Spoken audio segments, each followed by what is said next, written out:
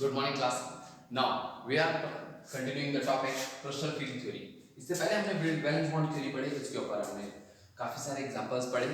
आप लोग को उसके लिमिटेशंस अपने आप होमवर्क में करने हैं, तो उसके लिमिटेशंस मैं नहीं बताऊंगा, लेकिन उसके लिमिटेशन का क्या फलस्वरूप ही नई थ्योरी आई थी, और that means crystal field theory कहीं ना कहीं इसका एक लिमिटेशन है, किसका? वैलेंस बॉन्ड थ्योरी का, अदरवाइज ये थ्योरी नहीं आती। तो बात करते हैं क्रिस्टल फील्ड थ्योरी। इसी दिया था H back and one black. किसने? H with here one black है। इस थ्योरी ने कुछ प्रॉपर्टीज को बहुत अच्छे से समझाया जो कि वैलेंस बॉन्ड थ्योरी नहीं समझा पाई, जैसे कि मैग्नेटिक प्रॉपर्टीज, जैसे कि इलेक्ट्रिकल प्रॉपर्टीज, जैसे कि स्प्लिटिंग ऑफ क्रिस्टल्स और stability of molecules, even colour of complex. ये सारी चीजें समझाने में वैलेंस बॉन्ड थ्योरी कहीं ना कहीं फेल हो रही थी, जिसे क्लियर करने के लिए क्रिस्टल फील्ड थ्योरी का फॉर्मेशन हुआ। Now the main points of this theory are, पहला, जो एक मेटल आयन है वो सराउंड होगा लिगेंड से।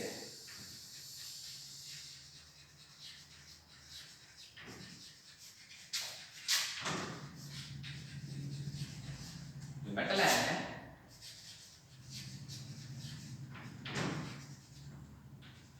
वो सराउंडेड बाय लिगेंड्स, ठीक है ना। दूसरा,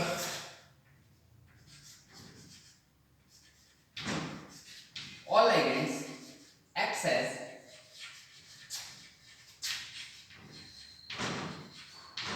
point charge। पॉइंट चार्जेस आपने फिजिक्स में पढ़ा होगा। पॉइंट चार्जेस क्या होता है? दैट मींस एक चार्ज जिसका कहते हैं जो मैग्नीट्यूड होता है वो सिर्फ एक पॉइंट तक ही शो किया जाता है। दैट मींस अगर यहाँ पर नेगेटिव चार्ज रखा हुआ है तो वो नेगेटिव चार्ज सिर्फ यहीं का यहीं पर है, इसके बगल में अगर एक पॉजिटिव चार्ज है तो ये इसको इंटरेक्ट नहीं कर सकता जब तक इसके साथ बॉन्डिंग नहीं कर रहा है, अदरवाइज ये पॉइंट चार्ज नहीं कहलाता, ठीक है ना। Third, ligands surround the metal atoms.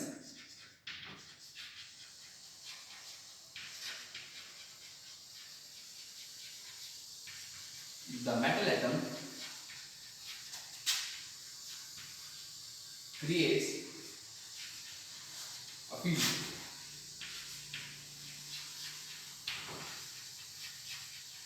called crystal field. Now, third point को समझना थोड़ा इंपॉर्टेंट है। जब भी पॉइंट चार्जेस की मैं बात करूं या किसी भी चीज की बात करूं, सपोज कीजिए ये एक मेटल है और ये एक लिगेंड है सी, इसने एक लोन पेयर इलेक्ट्रॉन डोनेट करा था, मैंने बोला ये पॉइंट चार्ज का डोनेट करेगा, ये नेगेटिव है और ये कैसा है? पॉजिटिव। पॉजिटिव इसके नेगेटिव, इसका नेगेटिव के डोनेट कर रहा है। नेगेटिव और पॉजिटिव का ट्रांसफर क्या कहलाता है? करंट। चार्ज का ट्रांसफर क्या कहलाता है?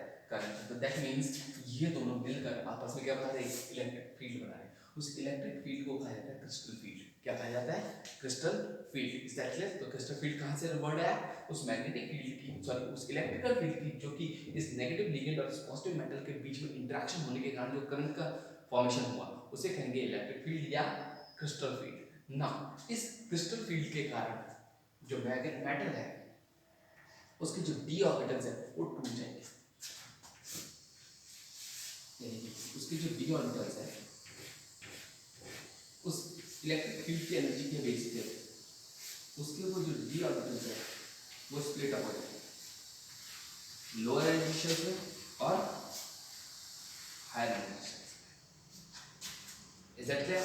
इस स्प्लिटिंग को कहेंगे क्रिस्टल फील्ड स्प्लिटिंग। क्या कहेंगे? Crystal field splitting. इसमें लगने वाली एनर्जी को कहेंगे क्रिस्टल फील्ड स्प्लिटिंग एनर्जी या क्रिस्टल फील्ड स्टेबलाइजेशन एनर्जी, ठीक है ना। इसके अलावा जो ये हायर एनर्जी शेल होगा इसे कहेंगे टीजी सेट, जबकि जो लोअर होगा इसे कहेंगे टी 2G सेट। इनके नाम रख दिए गए हैं EG सेट और T2T।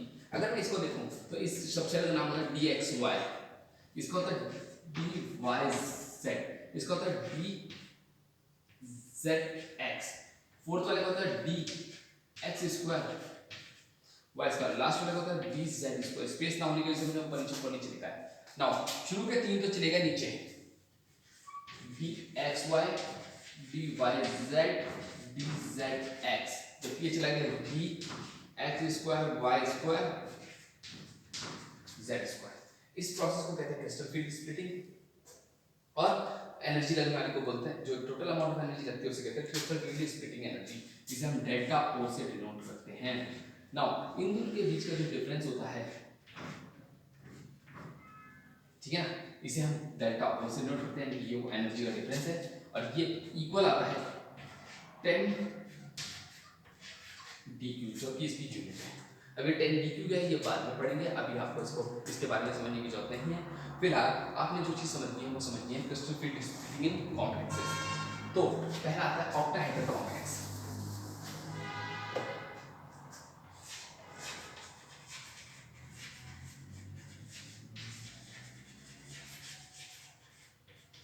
अगर मैं बात करूं ऑक्टाहेड्रल कॉम्प्लेक्सेस की, जो स्प्लिटिंग ऑफ एनर्जी होती है वो हायर T2G और सॉरी वो हायर G और लोअर T2G सेल में होती है, क्योंकि जो एनर्जी डिफरेंस होता है वो बहुत ज्यादा, जो एनर्जी डिफरेंस है तो बहुत ज्यादा हाई होने के कारण क्या करता है वो उन दोनों को सेपरेट कर देता है। तो जैसे in case of octahedral complex,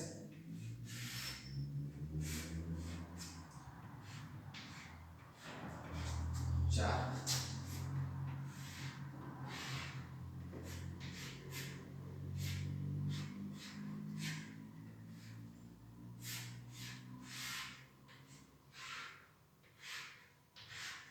इसका नाम हो गया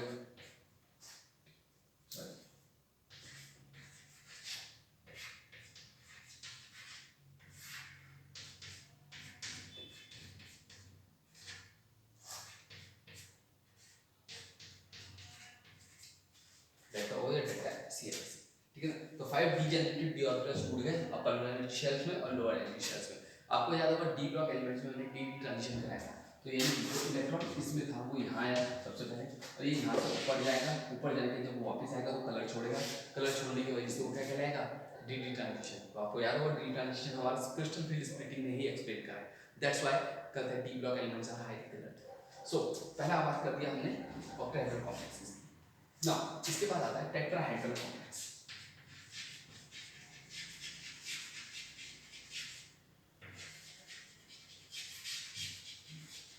नाउ अगर मैं बात करूं टेट्राहेड्रल कॉम्प्लेक्सेस की, तो टेट्राहेड्रल कॉम्प्लेक्सेस का केस कुछ ऐसा है कि टेट्राहेड्रल कॉम्प्लेक्सेस में जब क्रिस्टल फील्ड स्प्लिटिंग होती है तो एनर्जी का बैलेंस ज्यादा नहीं होता, क्योंकि सारे कि चार एटम चार लिगेंड्स होते हैं, चार लिगेंड ज्यादा high amount of energy generate नहीं कर पाते।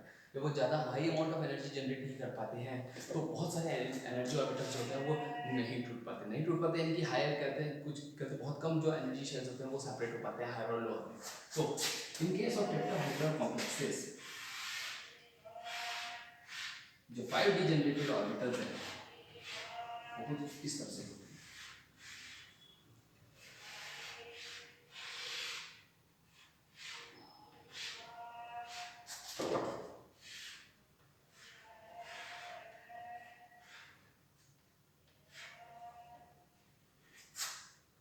ठीक है ना, यानी कि 3 अपर और 2 लोअर, दैट मींस T2 ऊपर चला गया,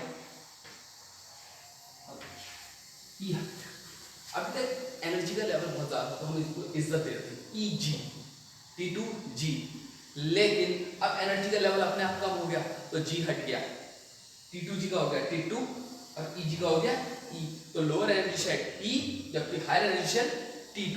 is that clear?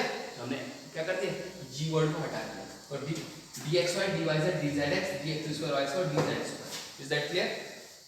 Same process चलेगा। Now last one is, that's the most exciting one, square planar complex। ये थोड़ा सा कॉम्प्लिकेटेड है, ठीक है ना, तो इसको थोड़ा सा तमीज से समझते हैं। 1 2 3 4 5, लेट अस assume ये 5। स्क्वायर प्लेनर के केस में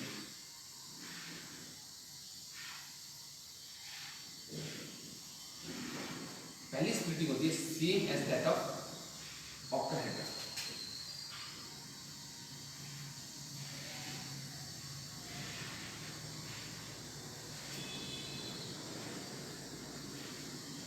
ना इसके बाद होता क्या है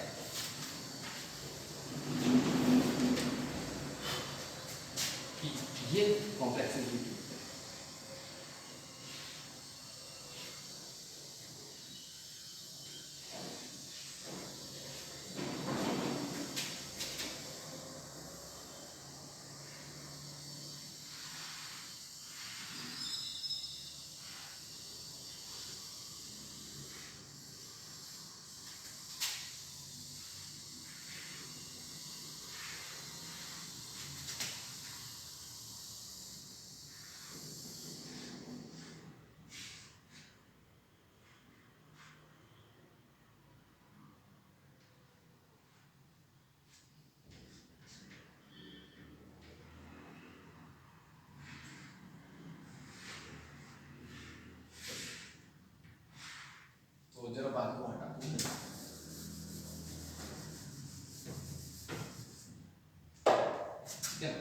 तो नाउ देखो dx square Y square dz square, ठीक है। तो ये तो रहा आपका dx square Y square, dz square की वैल्यू लेंगे अब dxy dyz dzx, ठीक है ना। तो dzx तो dxy को पहुंच गया ना, ये पहुंच गया dyz, ये पहुंच गया dzx। नाउ अब सपोज कीजिए फिलिंग ऑफ ऑर्बिट एक एक करके,